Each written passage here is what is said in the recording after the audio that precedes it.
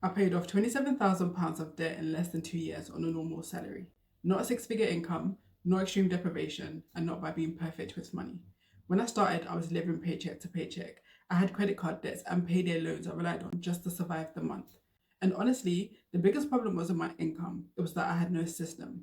Once I fixed that, everything changed. I stopped feeling behind and finally felt in control. So in this video, I'm showing you the exact system I used to finally pay off my debt, break the paycheck to paycheck cycle, and permanently change how I manage my money. Because most of the advice focuses on discipline, but what actually changed my finances was structure. So let's start with the real reason I stayed in debt. Before I changed anything financially, I had to be honest with myself.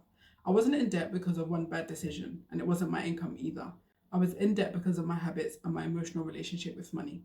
At this point, I was tired of feeling broke. I felt anxious every time I tapped my card, and payday felt like relief, followed by stress a few days later, and that cycle was exhausting. So when I decided to pay off my debt, I was very specific. I didn't just want to be debt free as a goal. I wanted peace of mind.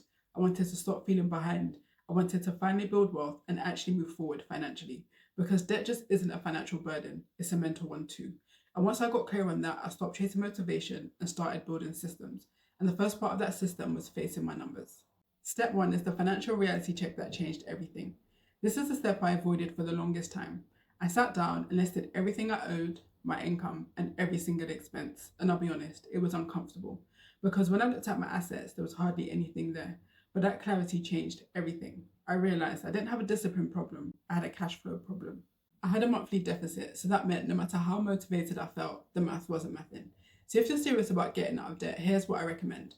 Look at your last 3 months of bank statements and write down your net income, your fixed expenses, your lifestyle spending, and whether you have a surplus or a deficit, because you can't fix what you don't measure. For me, the moment I saw the numbers, I stopped guessing and started acting strategically. And the next step is what actually stopped me from falling back into debt. Step two, the small shift that broke my debt cycle. One of the biggest mistakes I made at the start was throwing every extra pound towards debt. I had no buffer, no safety net, and then life happened. 1 month, my car broke down, and instead of calmly handling it, I had to borrow money from a friend just for the repairs. So I ended up right back where I started, and that's how the debt cycle continues. So instead of aggressively paying off debt first, I built a small emergency buffer. Not a huge fund, just enough to cover my essential living expenses like rent, food, transport, and utilities. This wasn't necessarily about getting ahead, it was about stopping setbacks. I automated a small amount to a high interest savings account every single month, and that one decision gave me something I didn't have before: financial breathing room.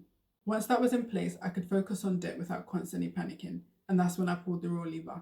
Step three, the strategy that actually paid off my debt faster. Now, this is the part most people get wrong. What helped me pay off my debt faster wasn't extreme frugality, it was increasing my gap, the gap between what I earned and what I spent. At the time, I was earning around £2,000 a month, so I had to be very intentional. First, I reduced my biggest expenses. I stopped shopping every month, I cooked more at home, I cancelled the subscriptions I wasn't using, and I became very mindful with my spending. Yes, there were moments I had to say no and miss out. Yes, it wasn't always fun, but it was temporary and it had a purpose. Then I created a realistic budget instead of an extreme one. I started treating my money like a business for the first time. Here's what it looked like.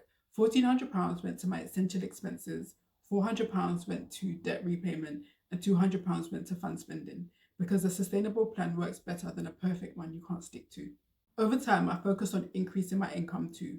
I worked on improving my skills, I positioned myself for higher paying jobs, and I eventually moved to contracting, which significantly increased my income. Because the truth is, debt goes down faster when your gap gets bigger, not when you rely on motivation. And once I understood that, I was finally able to create a plan that worked for me. Step four, my actual repayment method. Once my system was stable, I created a clear repayment plan, because at this point I finally had consistency. I had high interest debt, including payday loans, so I prioritized those first. I listed the balance, the interest rate, the minimum payment, and the due date. Then I chose a repayment strategy that fit my personality. The two most common ones are the snowball method, which is where you focus on paying off the debt with the smallest balance first. This gives you quick wins and builds momentum. Or you can use the avalanche method, which focuses on paying off the debt with the highest interest rate first. This saves you money over the long run because you save yourself from paying interest. Back then, I chose the snowball method, not because it made the most sense mathematically, but because psychologically I needed wins. And when you're on a normal income, momentum matters more than optimization. Consistency will always beat perfection when you're paying off debt. Looking back, I didn't get out of debt because I suddenly became extremely disciplined. I got out of debt because I built a system that worked on a normal salary. I built a buffer, I fixed my cash flow, I increased my gap, and I stopped relying on willpower. So if you're watching this video thinking, I don't earn a high income, can I still fix my finances? The answer is yes. You don't need to earn six figures, you need structure.